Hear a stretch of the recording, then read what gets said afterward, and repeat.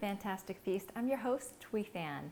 Today we are going to go all out really healthy. We're talking kale and green juice because sometimes we make some really rich foods and sometimes it's time for a detox. And these two recipes are really simple and it's really natural and good for you. And it makes you want to eat your vegetables and drink your vegetables too. So this kale recipe is kind of a lemony salad that is really hearty. And what I have here is lacinato kale or black kale, also known as Tuscan kale. I got this from outside in the garden and it's my prized gardening plant out there. So I wanted to save it for a special occasion to actually use it. And I thought this would be a good one. This is one type of kale. And then here I have a type of Carmody cheese. You can use either a pecorino or a Parmesan cheese, or you can omit it altogether. I have here a 1/4 cup of sliced almonds. You can use walnuts as a substitute if you like as well. And then you also have a 1/4 cup of golden raisins and then some panko crumbs. Panko is a Japanese type of crumb and you see it a lot in sushi, as in the crunchy rolls and so forth, but this gives this salad a nice little crunch. You also need half a lemon and then some white wine or red wine vinegar. And that's all there is to the salad. Now, if you wanted to make this a little bit heartier, you can add shrimp or chicken, but this one is strictly kind of just a detox, no meat salad for me. So I'll show you how to do it. So let's start with the kale. What we'll do is we will get rid of the spine and keep the rest of it and cut it into little shreds. Let me get a bowl and we can get started. Okay, so what you want to do is you'll cut this out.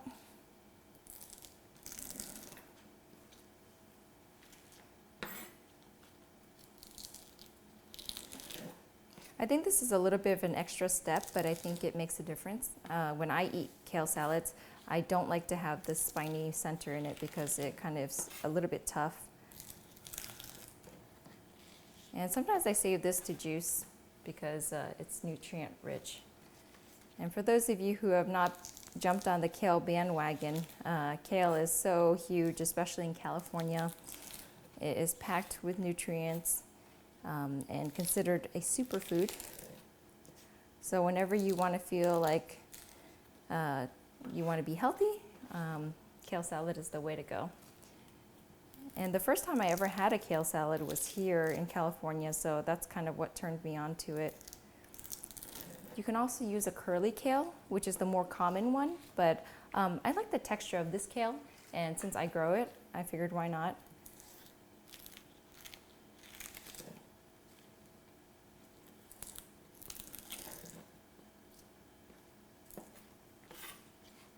I don't think traditionally kale is used that much in Vietnamese cooking, but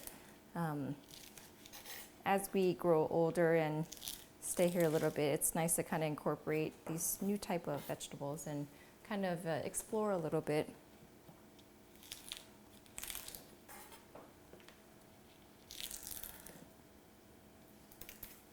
Okay.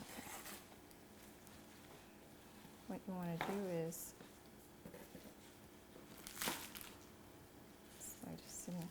and then what I do is I like to shred it.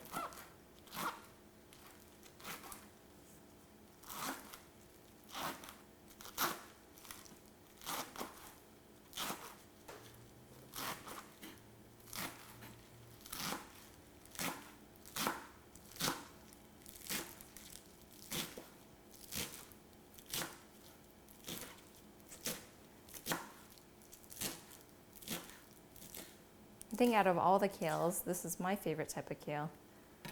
It just has a little bit of a softer texture.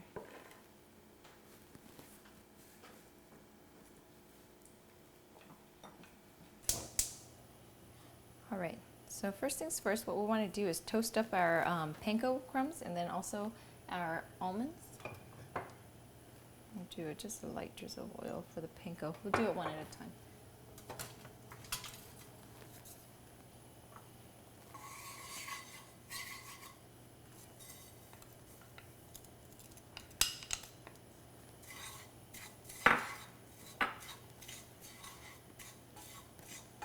Right now they're still blonde, but you give it a quick toast and it'll turn golden brown.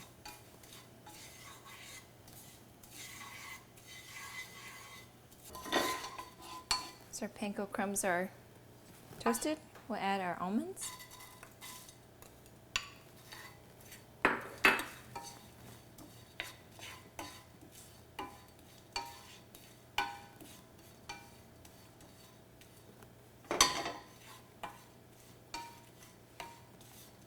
While this is a really simple salad, it is just a little bit of assembling, but I think it's worth it. Just do all these little steps. It's like a little surprise every time you take a bite. There's almonds, there's panko, there's raisins, and a bit of cheese in there. Not too heavy. Before you know it, you've eaten a whole bunch of kale, so that's always a good thing. And I think a lot of the things that inspire me to cook is the fact that I've eaten something or a variation of it outside, and then I think I can do it at home for cheaper and fresher. And how much fresher can you get than straight from the garden, homegrown kale? So, but I mean, I can only make one salad because my kale is pretty much all gone now. So, you know, but at least you do it once and then you're like, okay, that was worth all that time and effort watering it and gardening it. So. Our almonds are pretty much toasted. Take it off the heat.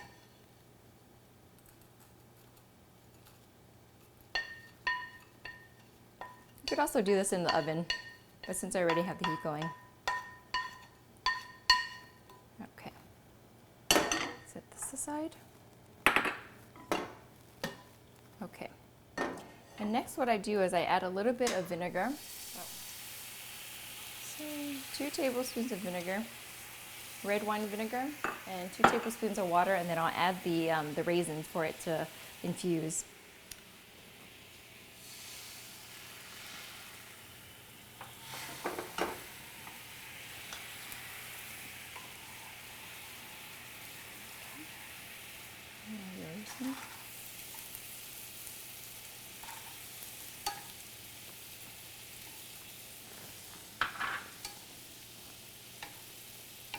So this ends up replumping up the raisins so that they're nice and moist, and they have a little bit of the vinegar in there too, so it counteracts the sweetness of the raisins, a little acidity.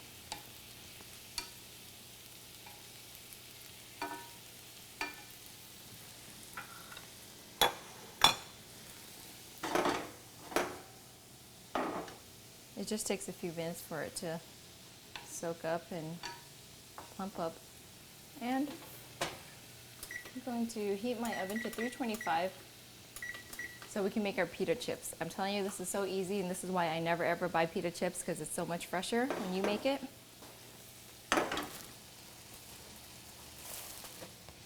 So fresh. I saw it today and I just thought, okay, it's so fresh.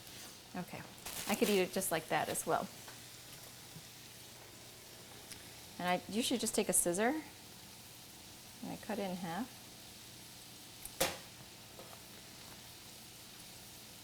And I cut it into triangles.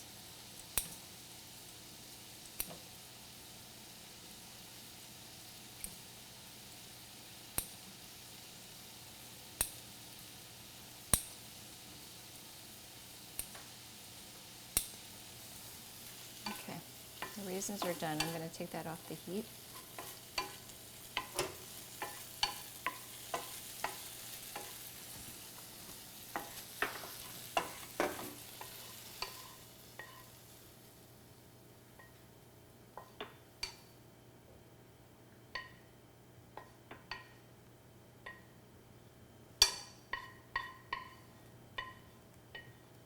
The only thing with pita chips is you have to watch it because it actually cooks very fast,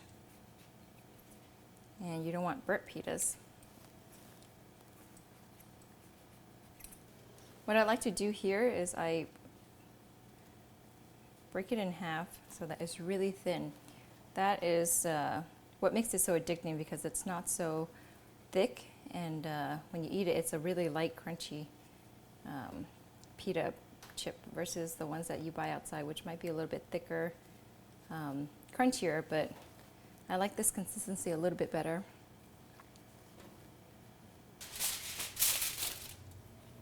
Okay. And all of your pita pieces are spread out. Then what we do now is we take olive oil and just sprinkle it.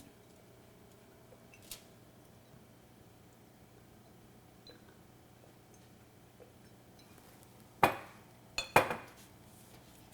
then some salt and pepper.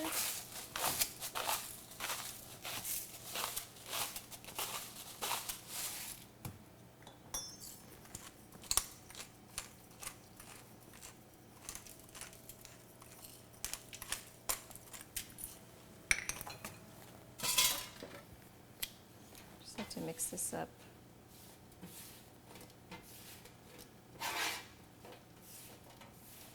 So that every piece of pita has a little bit of oil, a little bit of salt and pepper in it.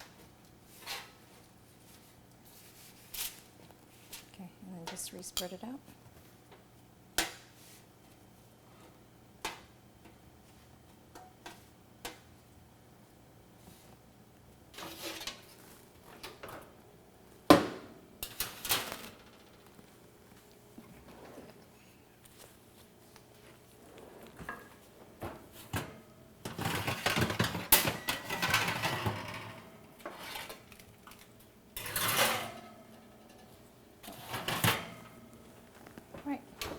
Now let's bring everything back over and put our salad together. And once we put the salad together, our pita chips will be ready to go. So let's do that.